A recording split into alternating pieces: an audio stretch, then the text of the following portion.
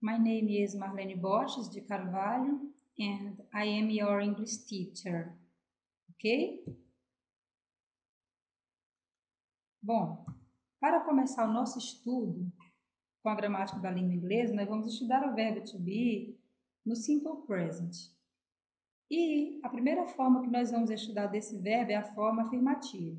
Então, nós podemos observar que nós temos aqui a primeira conjugação sendo I am, onde I é o sujeito e am é o verbo da sentença.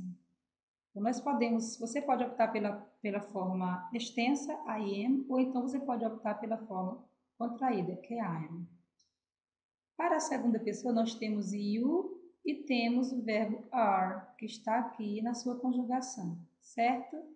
Você pode optar pela forma extensa, you are, ou você pode optar pela forma contracta, you re. Representando a terceira pessoa, nós temos she, temos he e temos it. Para she, você vai usar o is, aqui está, esse é o verbo, e aqui nós temos a forma contracta, que é x. Aqui nós temos o he, sendo o sujeito de terceira pessoa, representando o sexo masculino, porque she representa o sexo feminino. Então, he representa o sexo masculino. E aqui nós temos sua forma contracta, que é his. Temos a terceira pessoa do singular, representando o it, né? Representando essa terceira pessoa para seres inanimados, objetos e coisas. E aqui nós temos o verbo is, que é conjugado para it. E aqui, diante, nós temos a forma contraída, que é its. Essas pessoas aqui estão representando o plural. O sujeito we recebe o verbo are na forma extensa e nós temos aqui o weary na forma contracta. Para you, não é diferente. Se é a primeira, segunda e terceira pessoas do plural, todos recebem are. E aqui nós temos a forma contracta, que é you we. Aqui nós temos o sujeito they, temos o are, que é para a sua conjugação, e temos aqui their, que é a forma contracta. Nos exemplos que seguem, nós vamos observar que todos eles têm um sujeito expresso por nomes de pessoas, que é o caso da segunda oração, que é Jerry, e o caso da terceira oração, que é Maria, tá? Então, o sujeito ou é representado por um substantivo, nome de pessoas, cidades, coisas, ou então é representado por pronomes pessoais, do caso reto, como dizemos em inglês, subject pronouns. Então, nós podemos observar que essa primeira sentença é composta por dois sujeitos. Temos aqui o I, que é o primeiro sujeito da sentença, e temos o you, que é o segundo sujeito da sentença.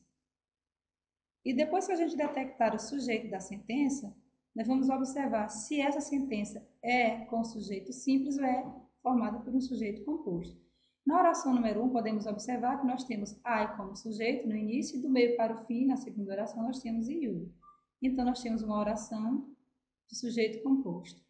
E o verbo vem logo depois do sujeito. Aqui está. Aqui apareceu I, e aí nós vamos conjugar com am, como aqui está. Aqui nós temos you, e a conjugação para you vai ser o are, que aqui está.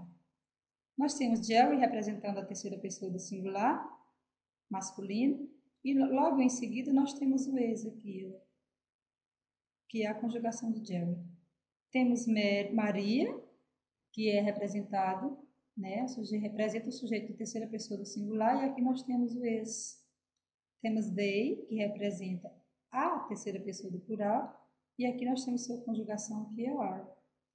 Na sequência, nós temos o we como sujeito e temos o are como o verbo. E podemos dizer que todas essas orações que aqui estão são orações que se encontram na forma afirmativa.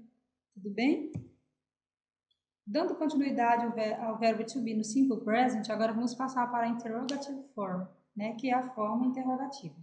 Neste caso, só houve uma inversão da forma afirmativa.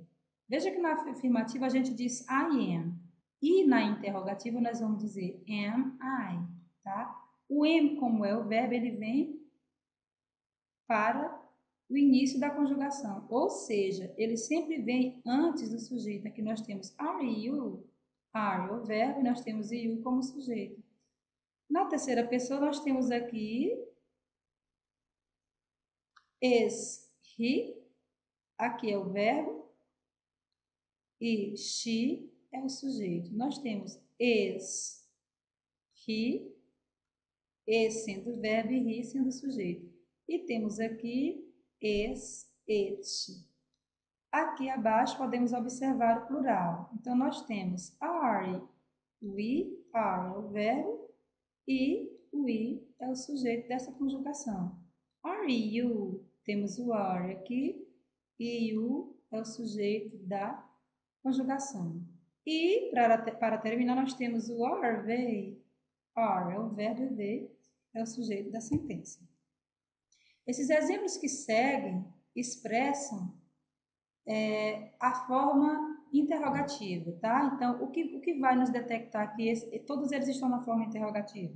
Bom, nós temos a apresentação do ponto de interrogação no final de cada sentença, como nós podemos ver aqui, que está sendo destacado.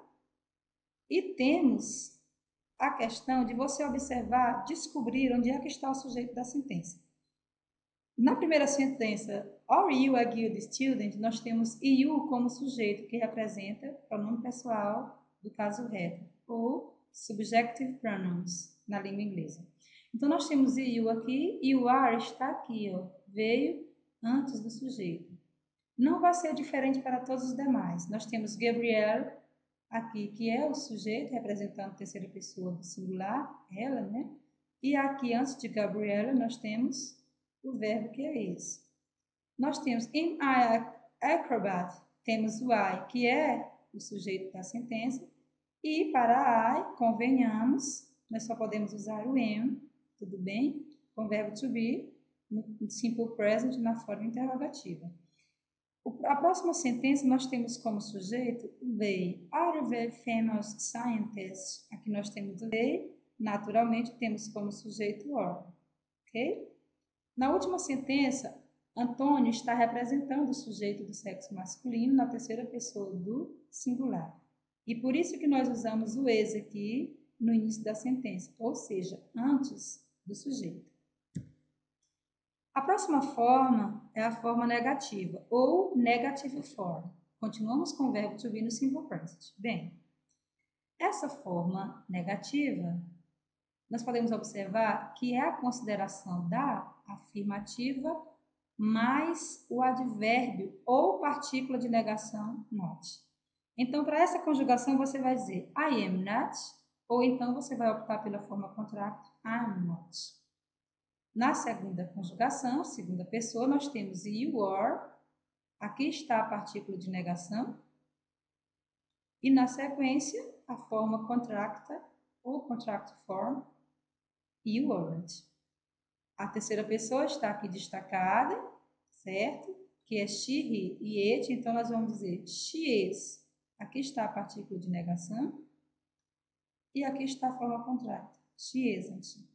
Nós temos he is not, aqui está o advérbio de negação, ou então he isn't. Nós temos it is not, ou então it isn't. Aqui está a partícula de negação.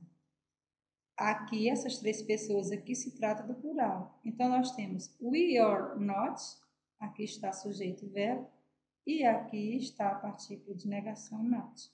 Tudo bem? Ou então, nós vamos falar da forma contracta, we aren't. Seguindo, nós temos you representando a segunda pessoa do plural, temos o are, que é o verbo, e o not, advérbio de negação, ou you aren't. E a última sentença, nós temos they are, temos o not como advérbio de negação, naturalmente, porque a sentença é negativa, e temos aqui a forma contracta, aren't, they aren't, ok? Agora nós vamos detectar nessas sentenças aqui a partícula de negação, né? Para a gente dizer que elas são sentenças interrogativas, perdão, negativas. Então, o que é que nós podemos observar? Que aqui nós temos sujeito, aqui nós temos verbo, e naturalmente a partícula de negação ou advérbio de negação que vem aqui, logo depois do verbo to be. Não diferente das outras sentenças, nós vamos detectar sujeito I am com verbo e aqui vem o not, partícula de negação, depois da conjugação am. Nós temos aqui representando o nome, representando o sujeito da terceira sentença, Caroline. Nós temos o verbo is e a partícula de negação está aqui contraída ao verbo. Nós temos a última sentença, we aren't cousins. Nós temos o I como sujeito e are verbo. E a partícula de negação está aqui junto ao verbo. Ok? Bom, então por hoje a gente encerra essa aula, tá? Do verbo to be no simple present, nessas três formas: afirmativa, interrogativa e negativa.